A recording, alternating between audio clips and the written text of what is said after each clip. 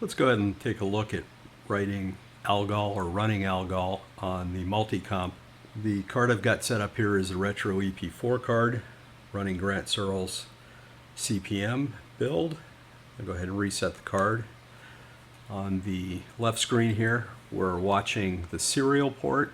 We could be watching the VGA monitor, but this is a little bit easier to capture. Hit a space, X, Y, and I've got it loaded up on the D drive. ALGOL, the ALGOL assembler, compiler, interpreter, I guess the whole chain. Here's the manual for it, the introductory document. If I do, I'm going to grab the commands and type just to keep the typos down. See, there's a bunch of demos here. Lunar Lander's one of them, but we're going to take a look at the Tower of Hanoi ALGOL program. And if we look at that currently, we've got the Tower of Hanoi problem. ALGOL code here. Let's take a quick look at the code. There's a routine here for moving the towers or moving the disks between the towers, and it's recursive. It calls itself until it's done solving the problem, and this is the main part of the problem that prints up the instructions and then asks how many rings you want to have. To compile programs under ALGOL, it's ALGOL-M and then the file name without the extension. And here on the Retro EP4, it compiles very quickly. Let's take a look at what it generated. Generated a Hanoi.ain file, which is the file that will be interpreted by the Run ALGOL program, which we'll go ahead and run now.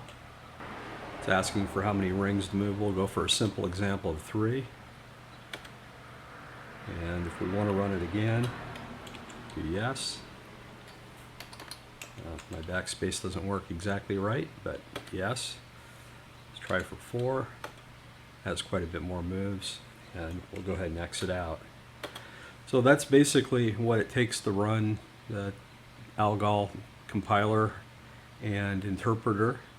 It compiles it down to some type of bytecode, I guess, that it runs. I'm not really sure about the mechanical details of it all. If you look at that AIN file,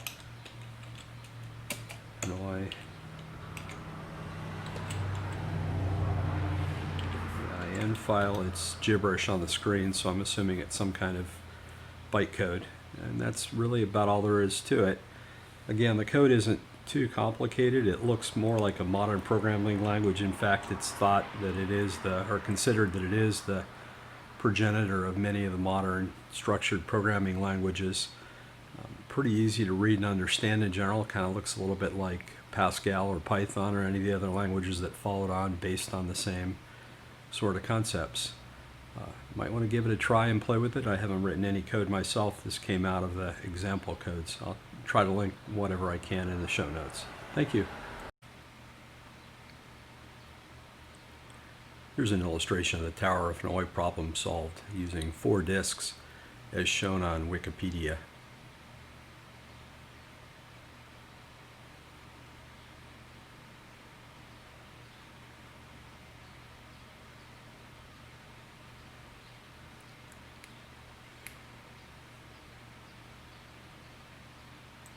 If you want more information, you can see our wiki pages for these products, and we have YouTube videos on them as well.